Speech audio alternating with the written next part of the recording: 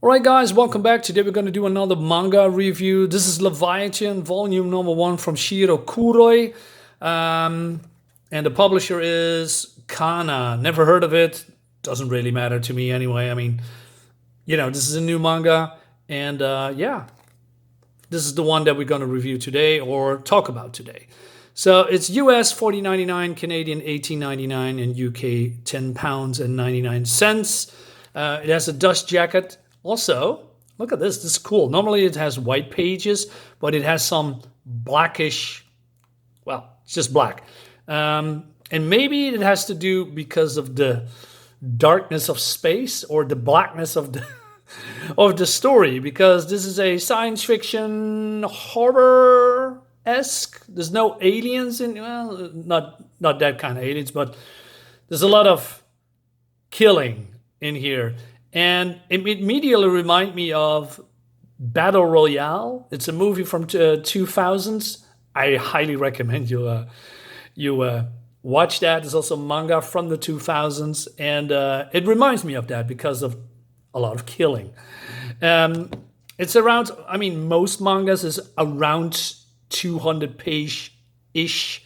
A little bit less, mostly 190, 180. This is 190 plus.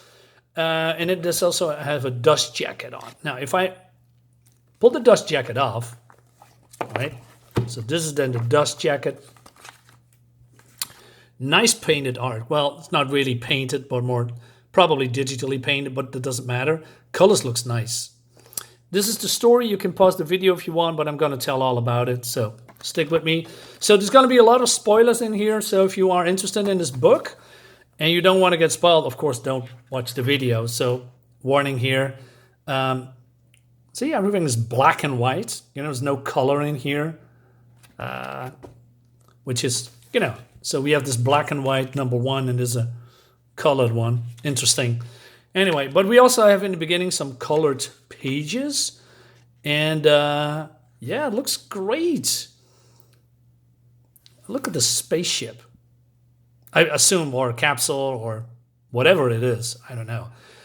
But the story starts with them, the 3 of them. They are looters, by the way, so there's that.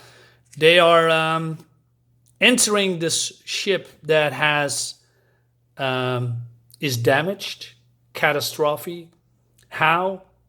Why? Do not know. Well, I know how, but I'll come to that too a little bit later. And right off the bat, the art looks great. So there's some kind of a arc. I'm not sure if it's, how do you say? Well, it comes from, oh God, I just forgot in a moment. Centauri, some kind of a solar system, I believe. Alpha Centauri, right? And you see that the ship is damaged.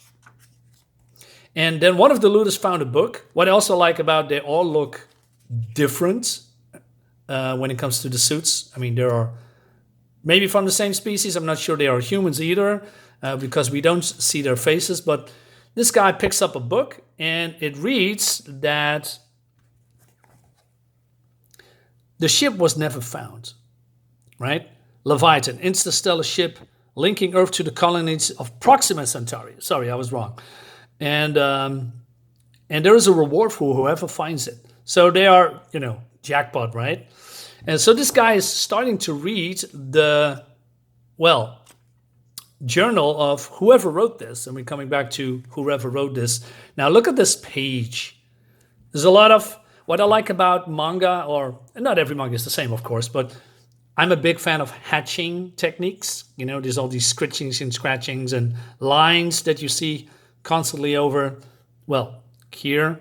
A lot of detail is put in here. So I'm not even sure that, what's his name again? Shiro Kuroi has done more, or that is his first work. I have to look into this, but this looks fantastic. So we go back in time when, the ship was not damaged and they are going to Earth. And we're getting introduced to a couple of kids, right? And so one of the kids is, writing a journal about, the details of their adventures, right? And Also some bullying here because that's, I don't know, it's part of the game, I guess. So every character has their own arc. I'm not saying because this is only the first volume, but I believe with most manga, a lot of characters gets an arc. And so the teacher comes in and he breaks it up and he calls he calls these guys hoodlums, but then he also blames the victim. He says, hey, you're partially to blame for the bullying. You don't fight back. That's just encouraging them. If you let people walk all over you at this age, you'll be a loser your whole life. All right.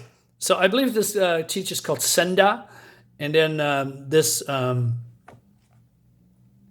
guy is called Kazuma, right? And he's now talking to a girl. And wait a minute, what's her name again?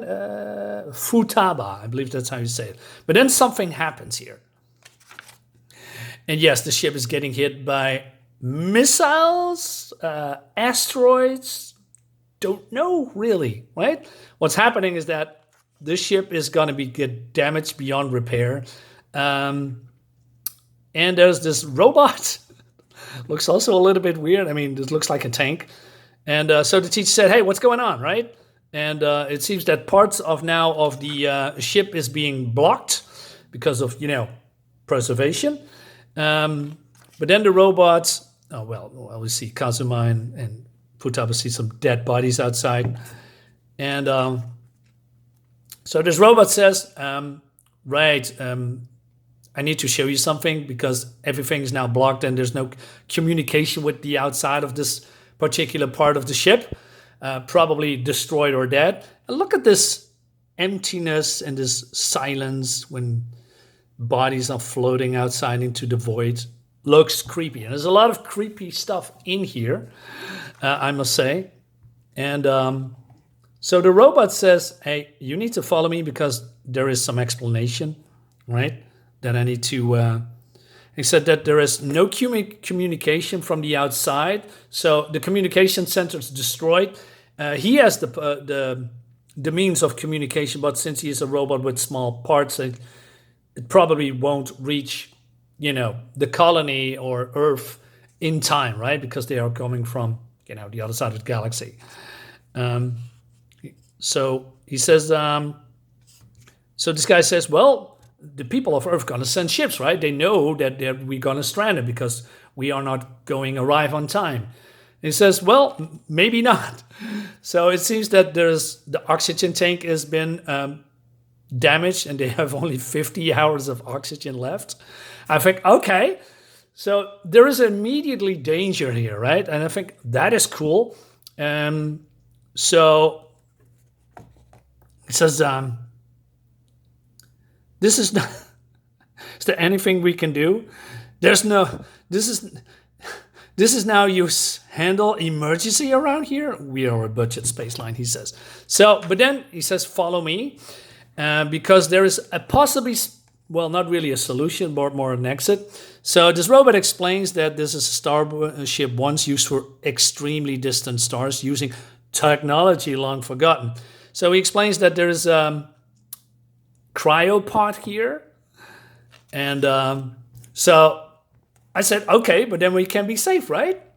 And everybody would live. But he says, no, there's only one pod left.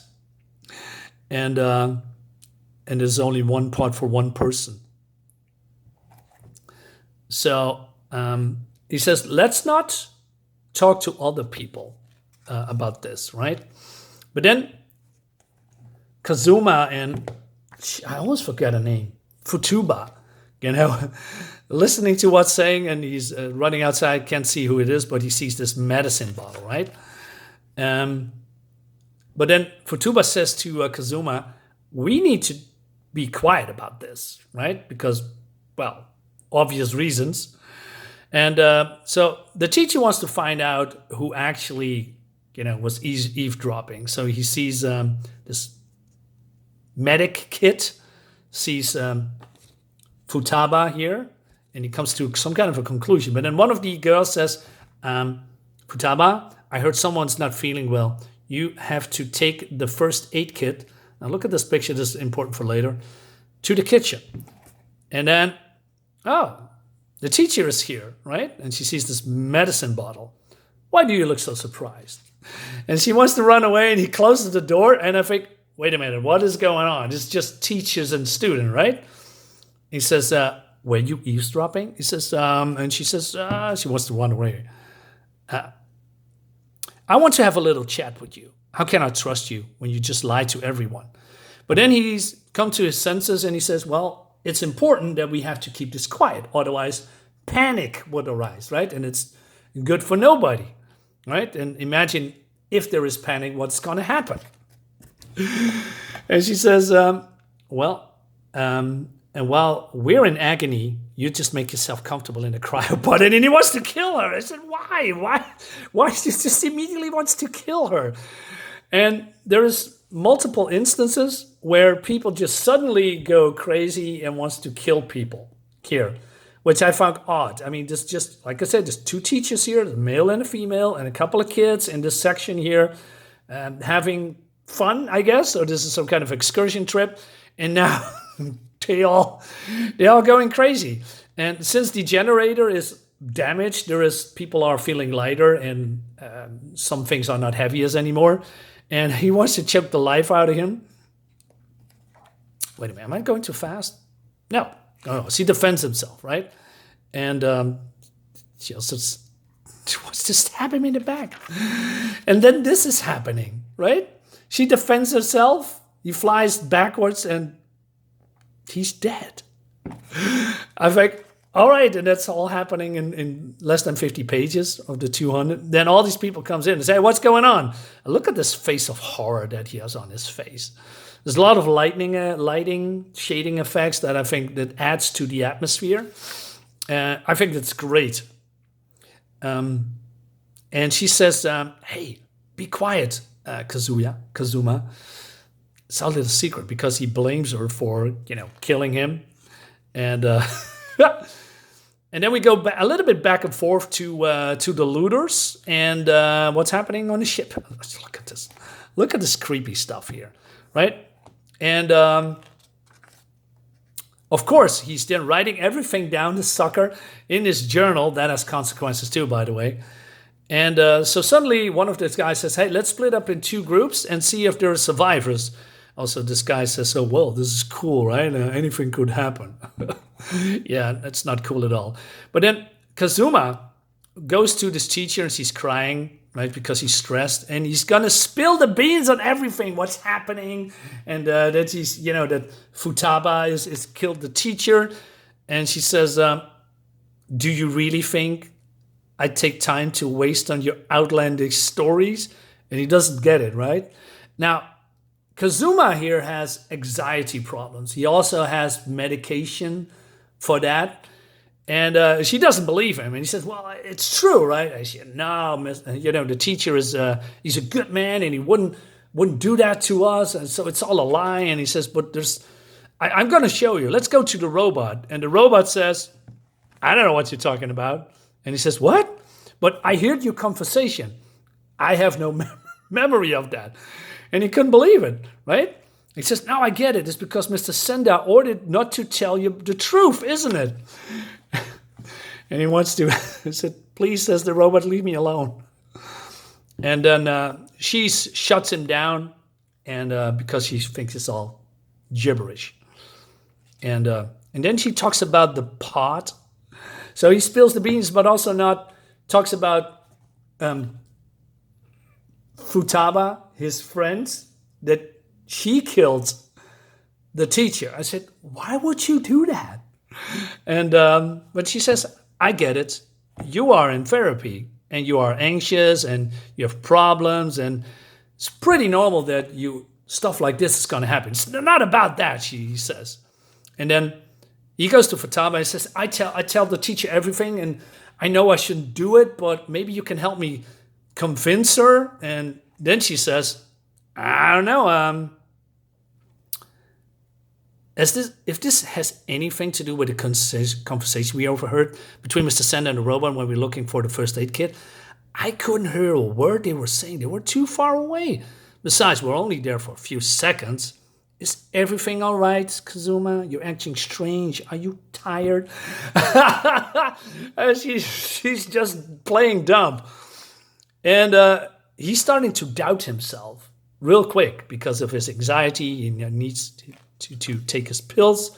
And then we go back and forth between the looters. And so all these people go to this female teacher that is still alive, right? And she says, leave me alone. I'm not your mother. And then she's going away and screaming for, hey, is there other people, more adults?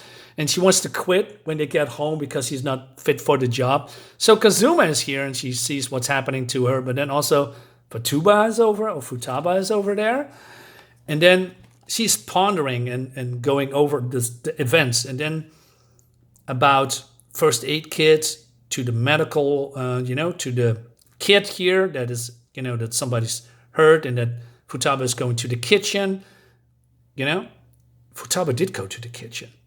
We just found Mr. Sender's body here. So she realizes that maybe the boy, Kazuma, was telling the truth and that there is a murderer here, and there's a shadow here. Now, I wanted to spill everything, but I'm not going to do that. Let's say, and I hope I'm not showing too much because I have no control about which page I'm going to... it's not good. Let's say there's things happening, and there is maybe, possibly, not only a murder, but maybe another murderer on the ship. But I cannot say that for 100% sure because I didn't see the face of said murderer. There's also traps in here. The ship is breaking down, and Kazuma is now hearing a voice, and there's another girl trapped under there, and they free her, right? And this is Roku, he's the strongest one. And look at this great facial expression, right? He's pulling this, beam up because of, low gravity. And so they're rescuing this girl, right? Props also to the artist, not only because of the great art, but also, I think it's pretty hard to draw children in general because if you do a mistake, it looks off and awkward and weird. It's not only rounder, smaller faces with smaller lips and certain nose types, but also the frame of the children needs to be petite and small as well. And I think he's doing a great job showing that these actually are children, right? Otherwise, it looks like adult faces with children's bodies. It looks weird. All right. So they come to the conclusion that is something off, and there's a small politics in here as well about that the Earth government is corrupt and that this journey from Proxima Centauri, Alpha Proxima, sorry, I forgot, is, more like a, how did I say that? It says here, somewhere about, well, it doesn't matter, but there is some politics here that other colonists, so Earth has colonized other planets, and there is humans from the other planets that was born there, like, for instance, Martians or Plutonians. I'm not sure that's the case here, but that's an excellent example.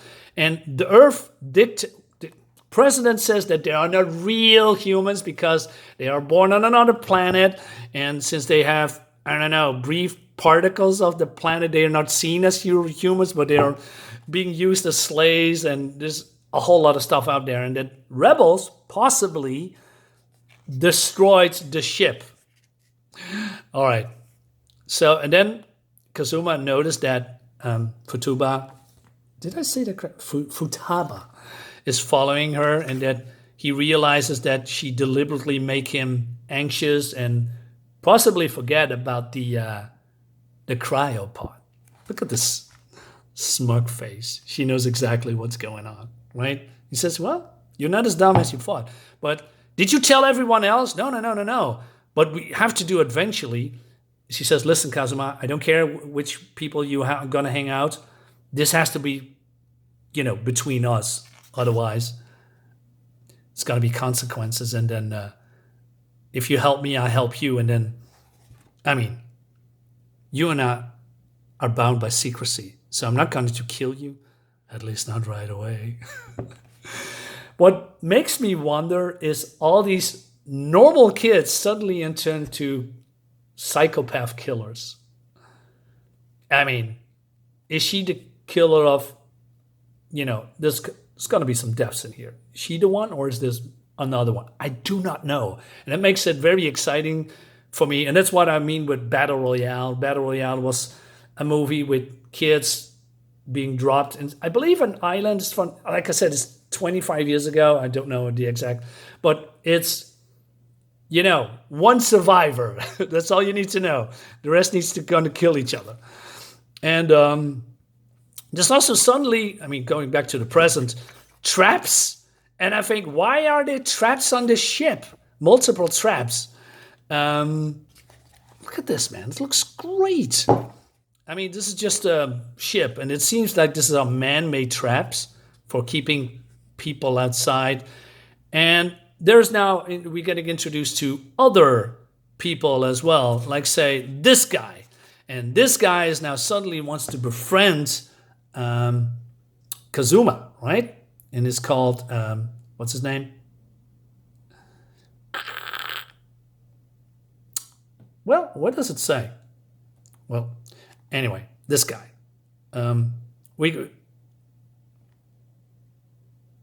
We're going to find out eventually. He says, hey, why don't you just lay down the journal and have some fun, right?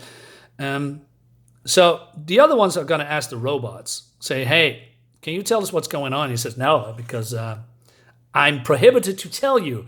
And you have to have a password to get it out of me. Of course, these kids don't have it. And then remembers what, because people are now starting to feel that is something off, right? And he says, my journal, where is it? So, and he finds it at the same spot. And then, hey, can you tell me where the infamous cryopod is located? He read the book. He read the book. And he says, listen, you need to tell me because we're buddies, right? And so it's good for you to tell me or else. But he also says, no, I'm not an idiot. I didn't tell anyone else about this major secret. But then he said immediately, if you're not going to tell me, I'm going to spill the beans. What? That's the opposite, dude. And then he's running away. And he's going to go to Futaba.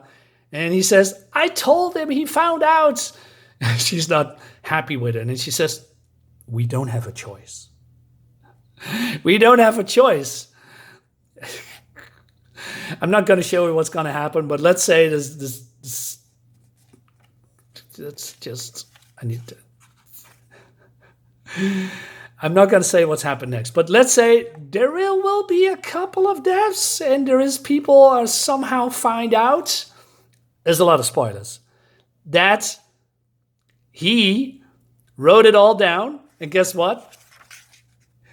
This guy is telling his other friends, and of course, this guy is telling the other friend as well. So paranoia breaks out, and people are not happy with what's been told, right? So paranoia is they turn on each other or want to turn on each other. Nobody can be trusted anymore. And that's where this Battle Royale thing is coming into play. And so Futaba says, because of you and what you told, from now on, it's going to be absolute hell. This is great. There's not a couple of deaths in here, or one death. Well, a couple of deaths. And then we also getting, a little bit bio about the students, about the looters, and of course, other people as well. So, like I said, I want to tell you everything, but I'm not going to do that. And I already spoiled a little bit too much. But overall, this is a fun book. It keeps you engaged. But, that just normal kids, I don't even know how old they are. They could be, 15 years old. They could be 25 years old. I do not know. But then even the grown-ups are, suddenly turn into ruthless killers. I don't know, man. That sounds a little bit too far fetched, but maybe because of desperation, people find out. I said, "Oh man, there's only one way we can survive. I have to protect myself, right?" But just like in the Battle Royale movie, suddenly just normal people started to kill each other. So yeah, great stuff, great art, and I also like there's looters in the game that wants to find out more. So I'm also not sure how much time is between the looters and what happens on the ship. Are they still alive? Are there other sections of the ship that has now been closed off that they can go to, and there's other people alive as well? And because there's only 50 hours or less than 50 hours, probably 35 or 40 hours left before the tank oxygen tank is depleted. Is there maybe there an air pocket in the other sections of the ship? I do not know, but I think it's pretty cool. Is it good? I don't know, because the next book will be out in December. No, what I'm saying, January 7th. So it's